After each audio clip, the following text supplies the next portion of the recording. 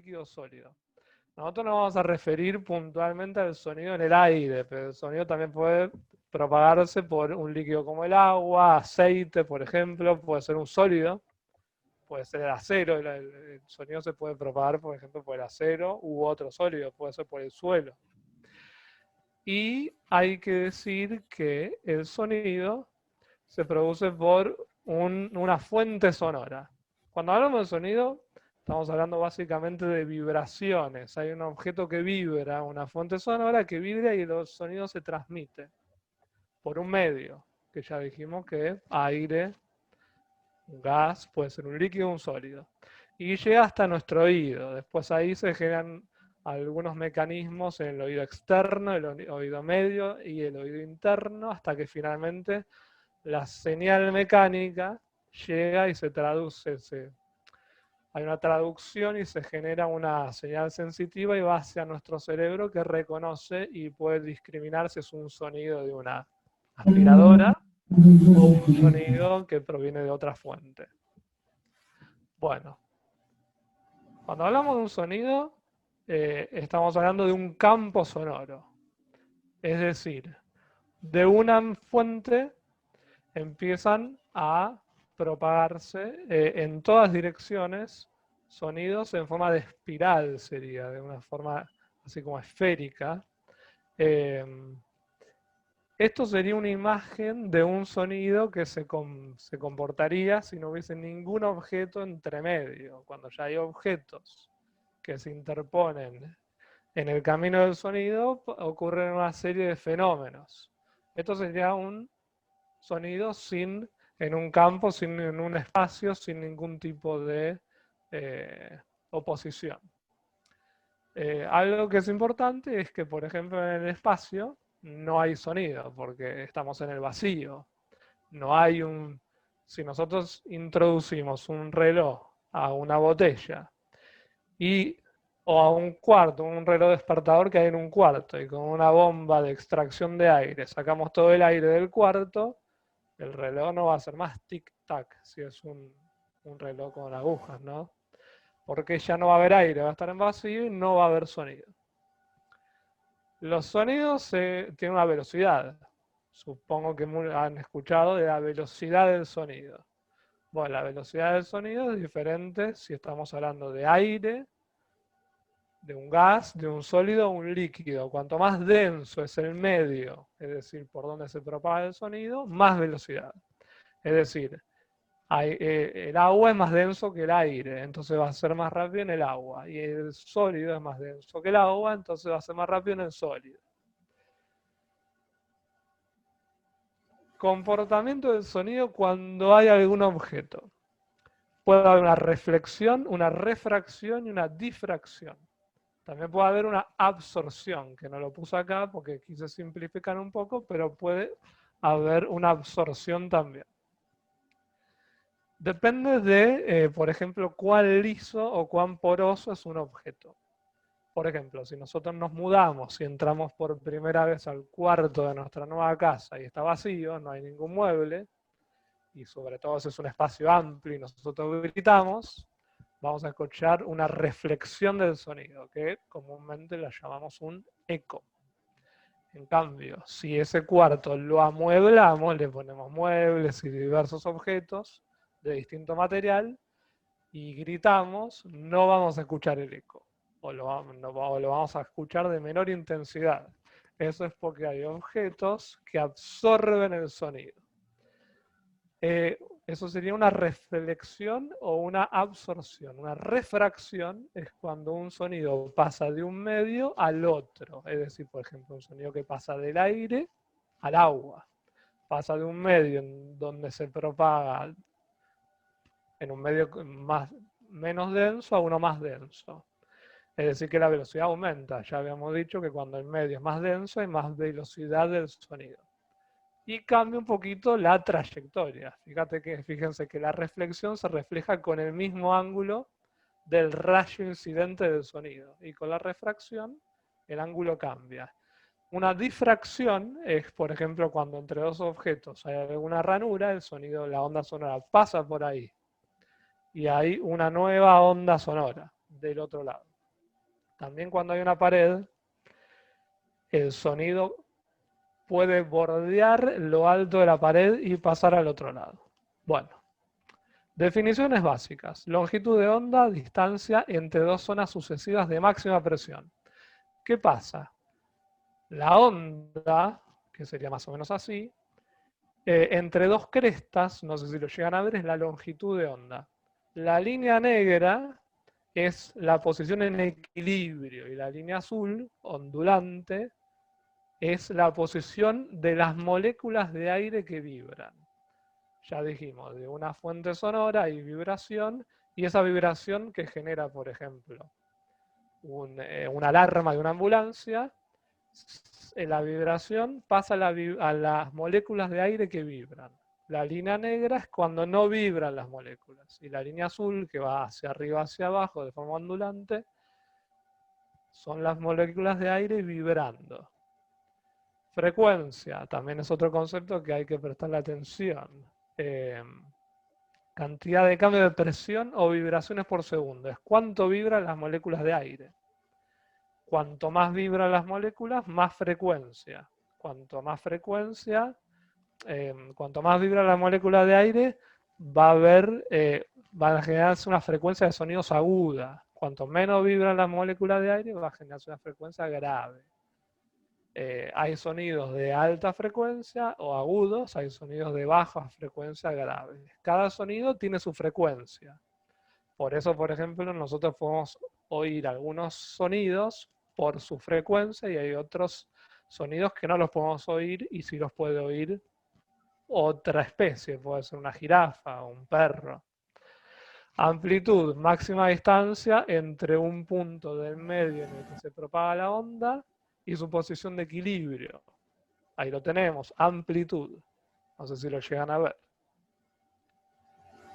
Y la presión sonora, diferencia entre la presión total existente en un punto cuando no está la onda sonora y después cuando sí está la onda. Es decir, lo que llamamos la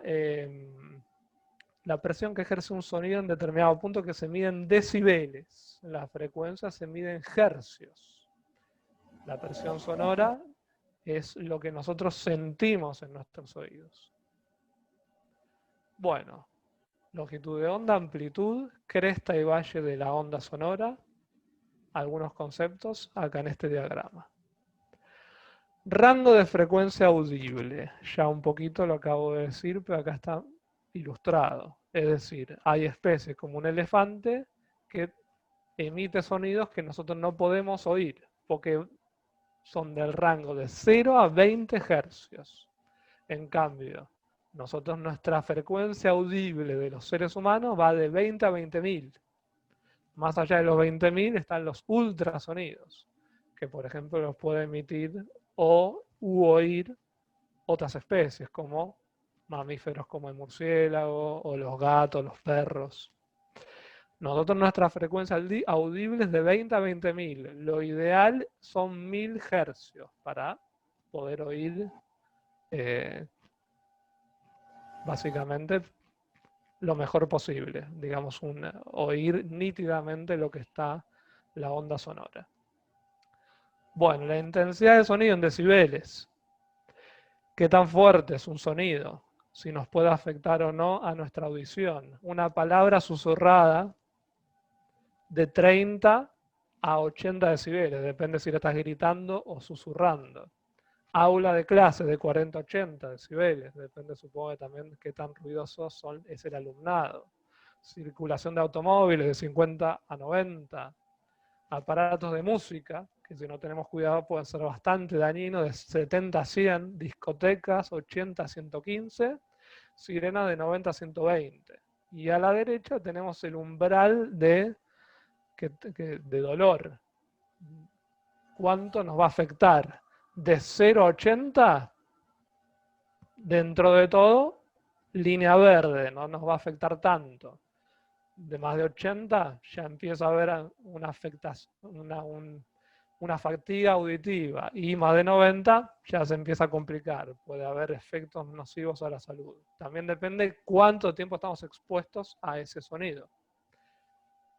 Bueno, no sé si ustedes sabían, pero existe el mapa estratégico de ruido de la Ciudad Autónoma de Buenos Aires. Yo me voy a referir a la Ciudad Autónoma de Buenos Aires porque conozco un poco más la legislación y los estudios que se han hecho, se han realizado. No me refiero al resto del país porque desconozco un poco qué tan qué tanto se ha medido el sonido en las distintas zonas de nuestro país. Pero en la ciudad de Buenos Aires tenemos este mapa estratégico de ruido, que se hizo a partir de modelos, un software que hizo una predicción sonora en todos los puntos de la ciudad y eso se validó con mediciones in situ en la calle en varios puntos.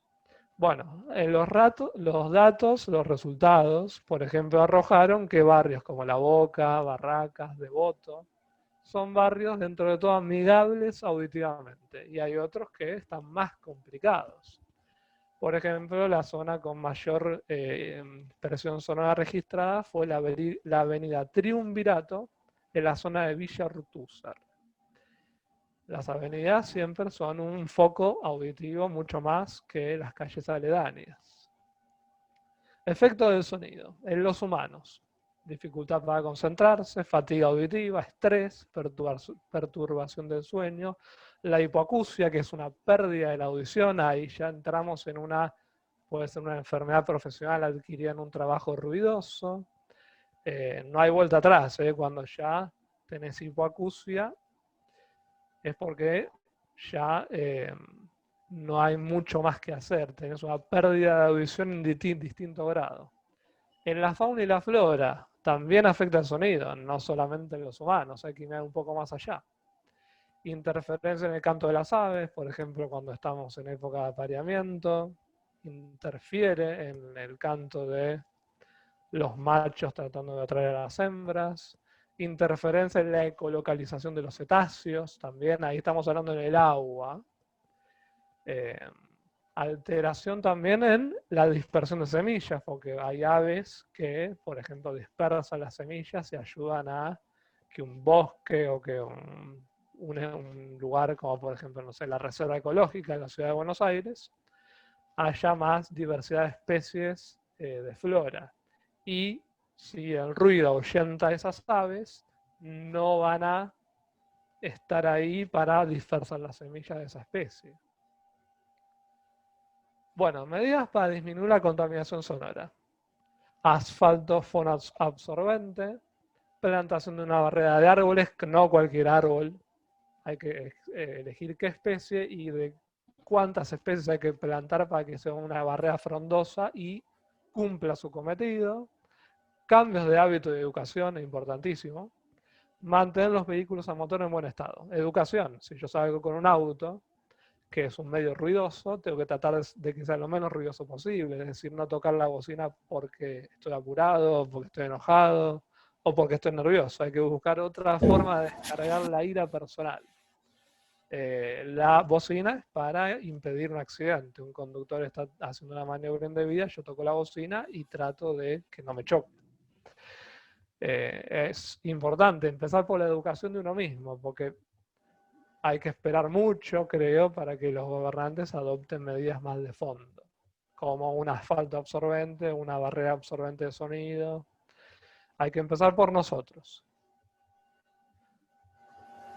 Bueno, empecemos por un poquito mediciones de sonido ambiental. Acá voy a hablar a título personal de la tesis que hice yo en el año 2010, que traté de discriminar una fuente sonora que fue el colectivo número 10, que pasaba por el barrio porteño de Palermo, ahora cambió su recorrido y pasa por otra zona a la cual yo consideré.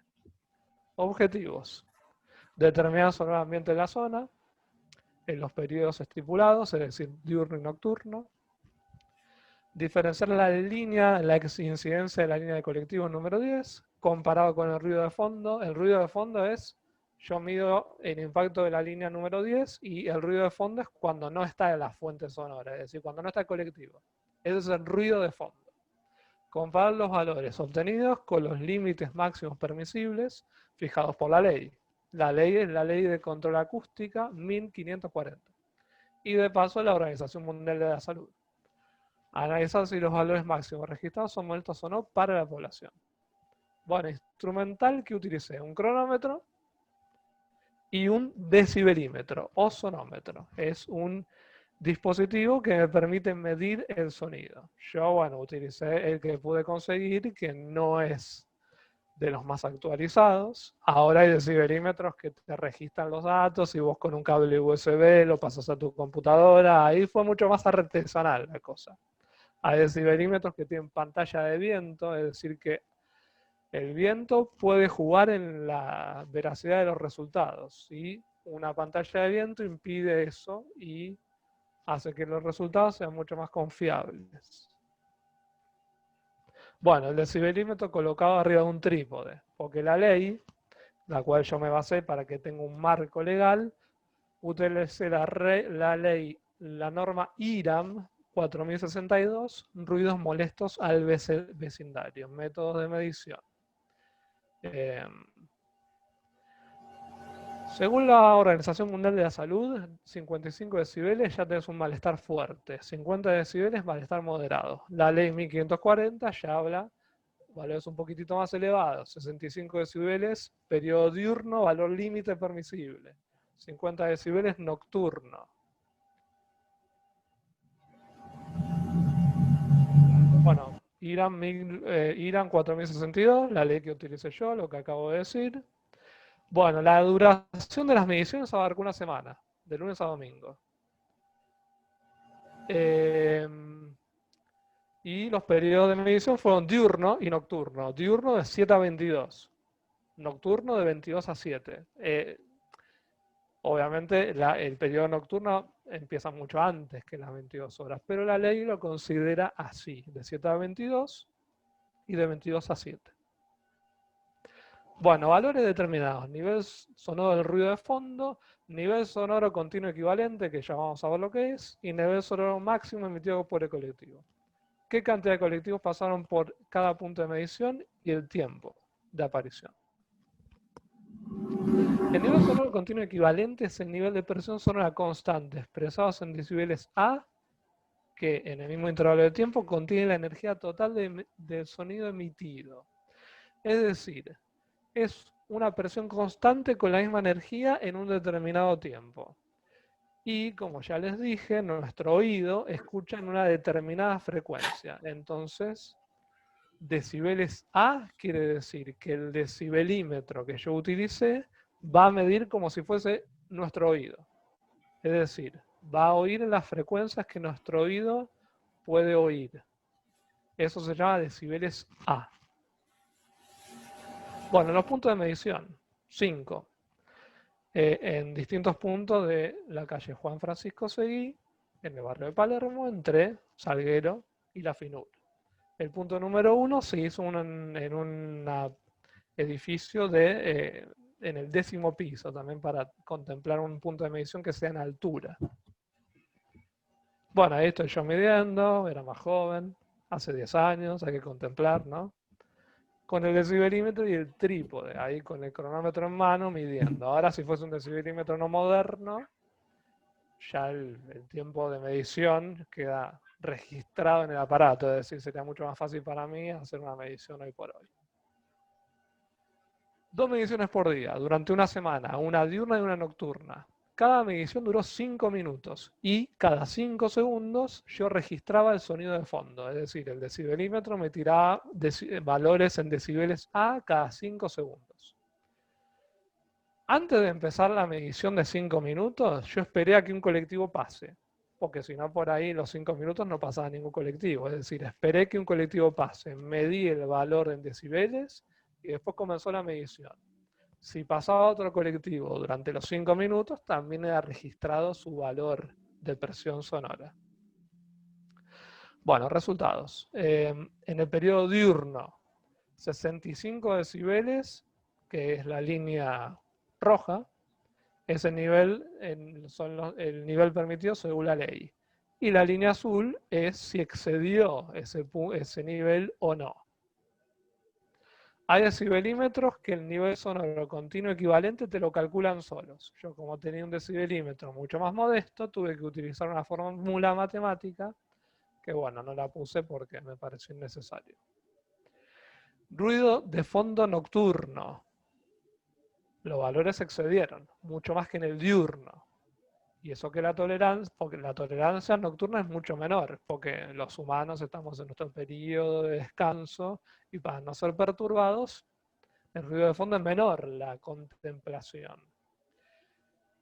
Bueno, ahí vemos que claramente se excedieron en los puntos de muestreo todos, o la gran mayoría, salvo el primero que se excedió mínimamente. Fue de lunes a viernes la medición y también sábado y domingo.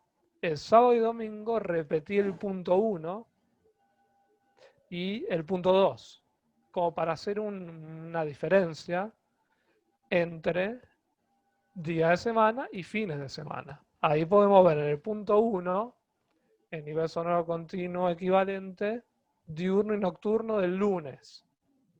Lo comparamos con el domingo. Y el punto 2 lo comparamos con el sábado. Fíjense, el sábado que uno dice, bueno, hay menos autos en la calle. No. Es una sorpresa por ahí que yo me llevé, que el sábado a la noche fue una gran diferencia. Es cierto que mucha gente por ahí sale, hace actividades nocturnas, con la legislación.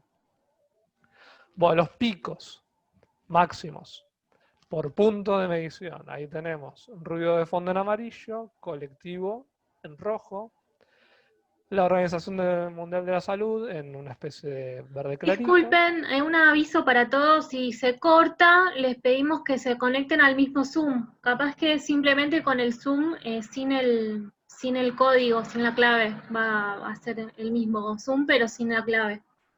Aviso por las dudas. Dale, perfecto.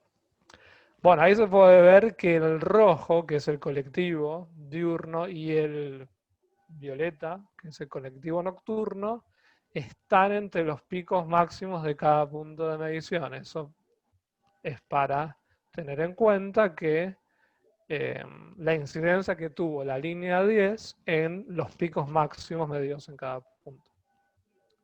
Conclusiones de mi tesis. 11 de los 14, es decir, de lunes a domingo, 2 veces por día, 11 de los 14 puntos de muestreo superaron el nivel sonoro continuo equivalente exigido por la ley. El impacto sonoro fue mayor en el periodo nocturno que en el diurno. El nivel sonoro continuo equivalente máximo se registró el viernes 31 del 7 a las 22 horas. Salvo en el quinto punto, en todas las mediciones, durante el periodo nocturno, los picos máximos coincidieron cuando el colectivo de la línea 10 circulaba por el lugar. Y los valores registrados pueden considerarse molestos para la población. Bueno, hablemos un poquito de lo que son los ruidos y también las vibraciones, porque ojo que en el ambiente laboral hay que tener en cuenta no solo los ruidos, sino también las vibraciones.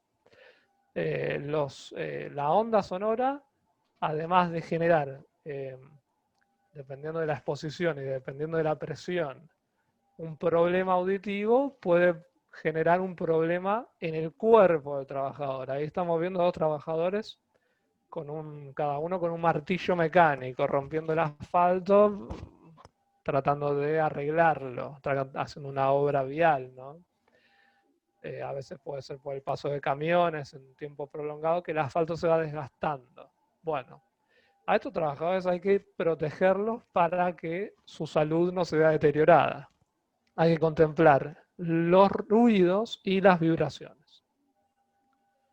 En este caso, en el concepto de lo que es una vibración, hay que tener en cuenta que puntualmente acá en estos dos operarios va a ocasionarse una vibración mano-brazo, porque el aparato que están sosteniendo lo hacen con esa parte de su cuerpo. Por ejemplo, si fuese un trabajador agrícola que está arriba de un tractor y el tractor hace un movimiento de vibración, la vibración va a afectar a todo el cuerpo del trabajador.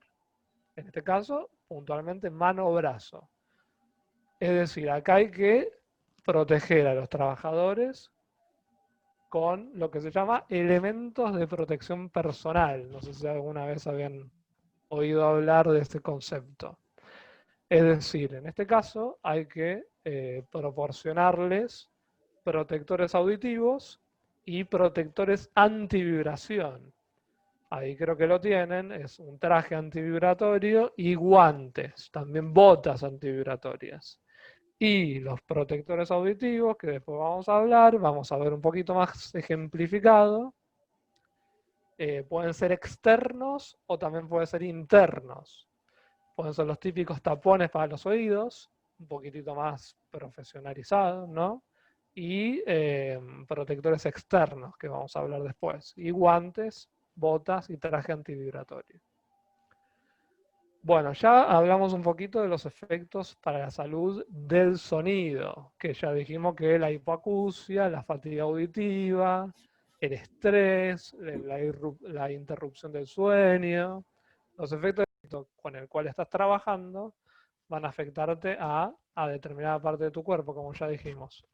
Te afecta al sistema nervioso, al músculo esquelético, las articulaciones, en el sistema vascular, sobre todo la irrigación sanguínea que llega a ese punto de tu cuerpo.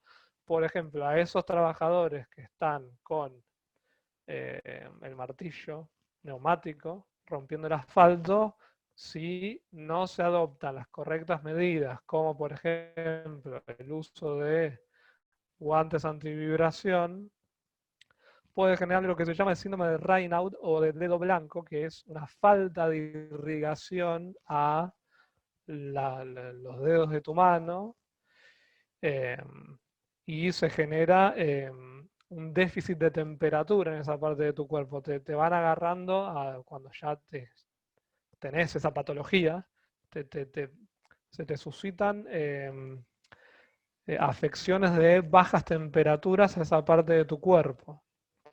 Obviamente eso es una enfermedad profesional que hay que evitar. ¿Cómo hay que evitarla? Con la protección personal o también reduciendo el tiempo de exposición de ese trabajador. Hay legislación, no lo puse porque por ahí era como muy técnico y eran muchos datos y no quería tampoco hacer una mezcla de tantas cosas. Hay una resolución que es la 295, que realizada por la Superintendencia de Riesgo del Trabajo, que habla sobre el tiempo que puede estar expuesto el trabajador al sonido o a las vibraciones. Hay que tener en cuenta que cuando hablamos de sonido, de presión sonora, hablamos de decibeles, como ya vimos.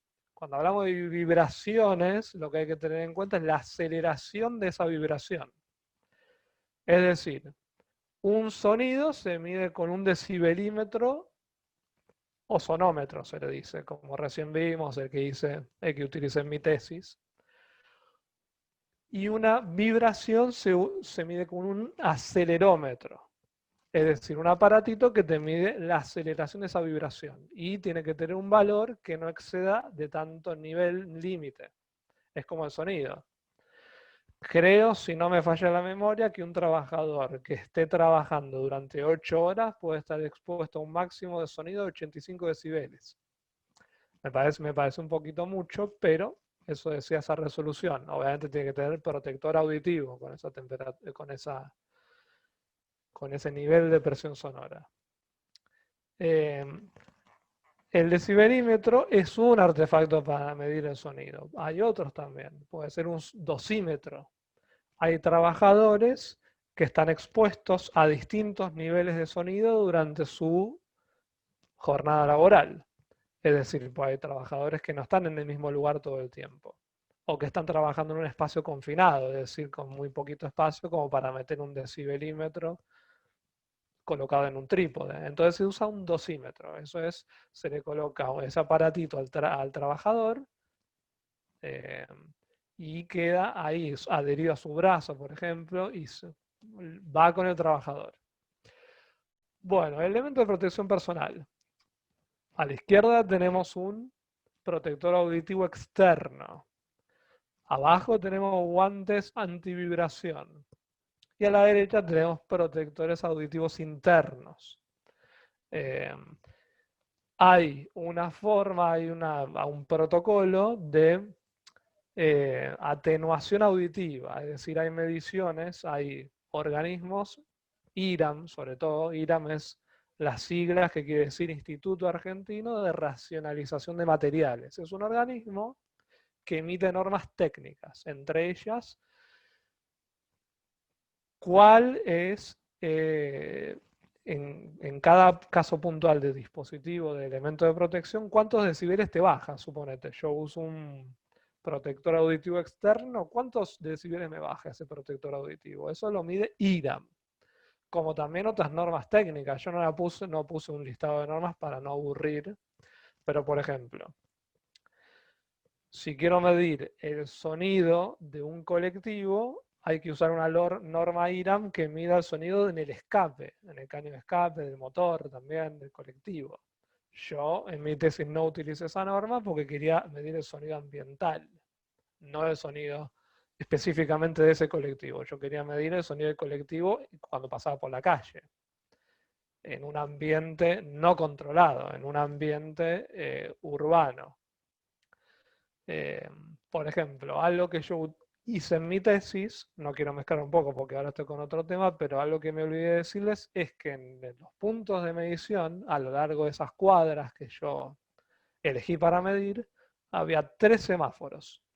Entonces, en 3 de los puntos que yo medí, coloqué el deciberímetro atrás del semáforo. Es decir, había 2 opciones.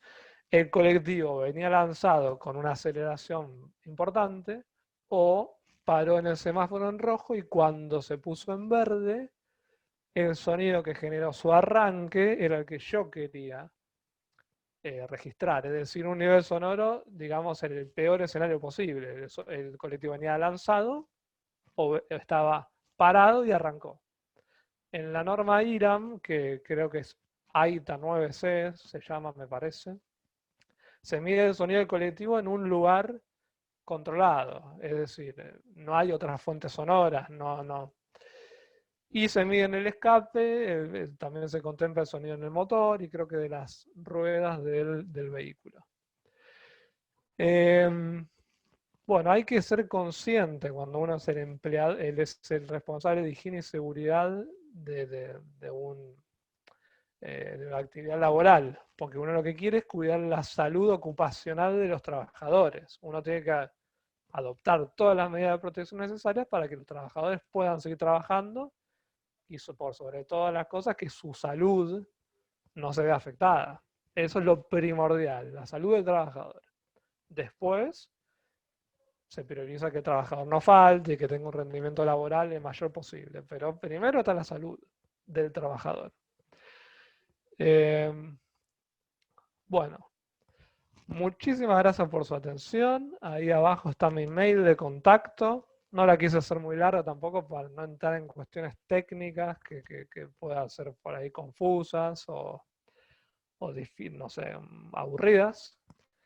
Traté de que sea lo más entretenido posible. No sé cómo estoy con el tiempo, no la quise hacer muy larga tampoco. Y bueno, estoy disponible para preguntas si es que puedo responderlas.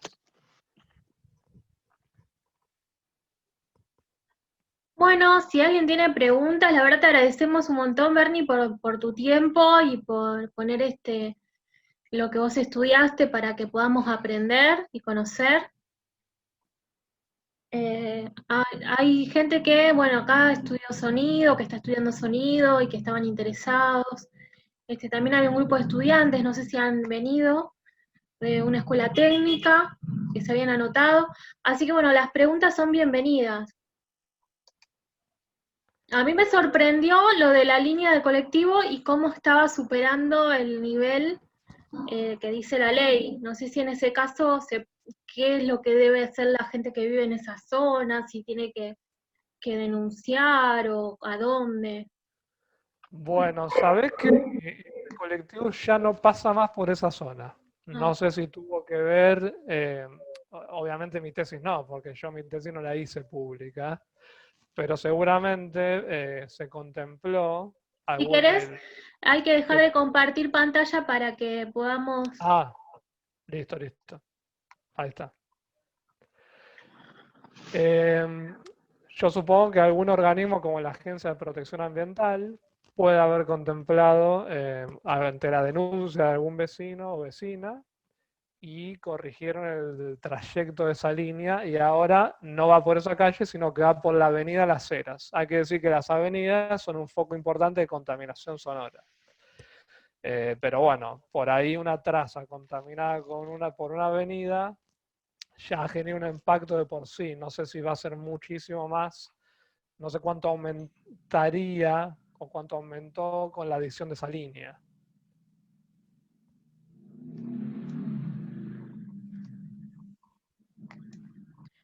Bueno, yo quería contarles que a Bernardo lo conozco y también a Laura porque nos conocemos del Museo Argentino de Ciencias Naturales, donde hemos trabajado juntos como colegas de guías educativos.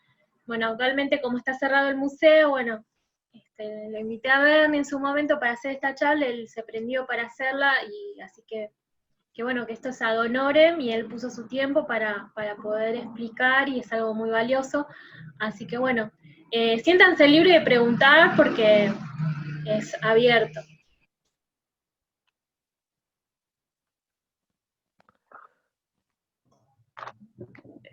Hola, ¿qué tal? Yo quería preguntar si quizás hubo estudios que fueron haciendo como una contemplación de, o sea, a medida que fue creciendo la ciudad a lo largo de los años, cómo fue aumentando este impacto sonoro, ¿no? Bueno, mira, te escuché medio bajito, pero por lo que entendí, sí ha habido un historial de estudios de el sonido de la ciudad de Buenos Aires. Para que te des una idea, el primer mapa estratégico de ruidos se realizó en los 70, en la década del 70. Es decir, con una tecnología muy distinta a la de ahora, y se utilizaron solamente mediciones en el lugar, es decir, fueron a medir cuántos decibeles había en determinados puntos de la ciudad.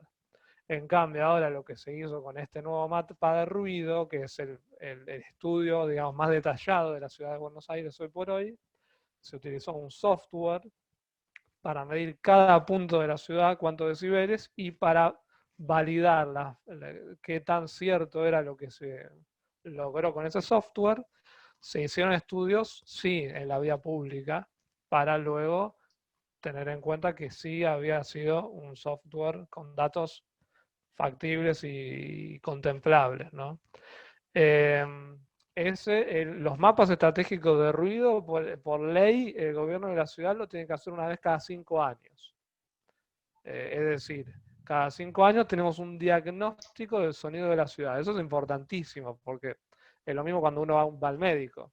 El diagnóstico precoz de la salud de una persona es lo comparable con el diagnóstico sonoro de una ciudad como Buenos Aires. Es decir, cuánto aumentó o no los sonidos de 5 años atrás a esta parte, por ejemplo. No sé si esa era tu pregunta. Sí, gracias. Y también, tipo, fue muy drástico el cambio que hubo, no sé, bueno, no sé cuánto fue el último, ¿no? Pero de esos 5 años a los siguientes. Sí, fue un cambio. Ahora, mira, tenía los valores y por ahí, viste, para hacer una presentación un poquito más acotada y no tirar números, números y números, los dejé afuera, pero sí, están igual, están en la web, te metes a la página del gobierno de la ciudad o lo buscas en Google directamente en el mapa estratégico de ruido y hay una comparación, pero el tema es que el mapa estratégico de ruido es la primera vez que se hace completo. O sea, Claro. anteriormente había unos puntos de muestreo en la ciudad, pero no la ciudad completa. Esta es la primera vez que se hace completo, es decir, estamos medio, la precariedad de la toma de muestras recién ahora se está corrigiendo.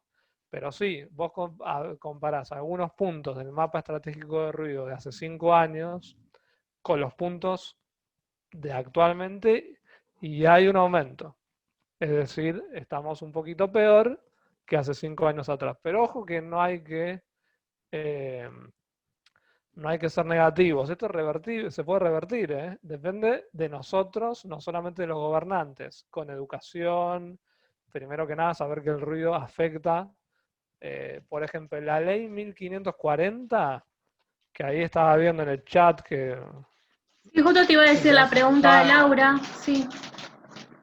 Sí, hay multas, ¿eh? Hay multas y las contempla la ley 1540 de contaminación acústica de la Ciudad de Buenos Aires. Y además esa ley establece zonas, es decir, zona residencial por un lado, zona industrial por el otro, y hay zonas que toleran, según la ley, distintos niveles de sonido. Es decir, zona en donde hay un hospital o una escuela, el nivel de tolerancia exigido por la ley es mucho más bajo. Porque, por ejemplo, el alumnado de la escuela no puede concentrarse con el sonido. O en los hospitales también repercute en los pacientes. En cambio, en una zona industrial se permiten más niveles sonoros porque estamos en una zona en donde la actividad ya de por sí genera más ruido. Y en esa ley, en la 1540, hay un listado que te lo marca la ley, una lista de actividades ruidosas.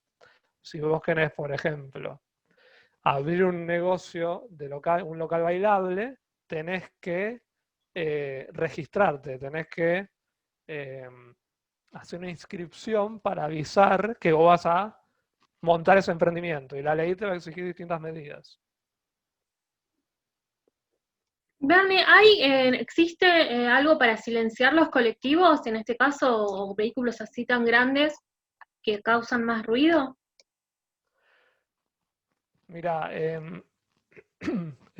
para reducir el efecto sonoro de una fuente, en este caso un colectivo, o de cualquier fuente en particular, tenés algunas alternativas. La ideal es reducir el sonido en la fuente sonora específicamente, es decir, atacar de dónde proviene el sonido.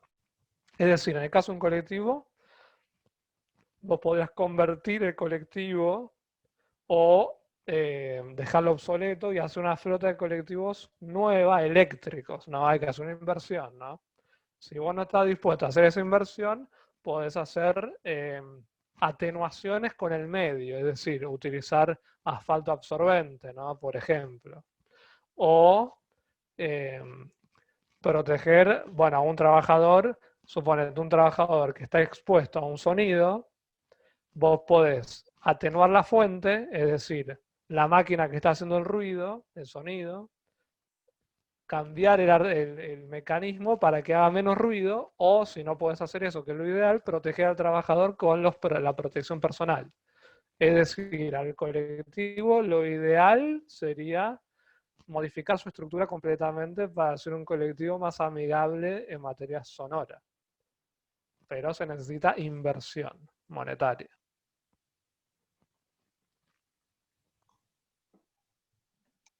Bueno, si no tenemos más preguntas, les agradecemos a todos por participar. Y bueno, y Bernardo va a estar después capaz compartiendo esta charla por YouTube, así que después le pasaremos el link. Y bueno, muchas gracias. Si no hay ninguna pregunta más. Muchísimas gracias por participar, por interesarse. Fue un gusto para mí estar con ustedes por este rato. Y bueno, les deseo lo mejor, tratar de sobrellevar esta situación de pandemia, la que nos toca vivir hoy por hoy, para que cuando termine todo esto podamos volver mejores a la vida que teníamos antes.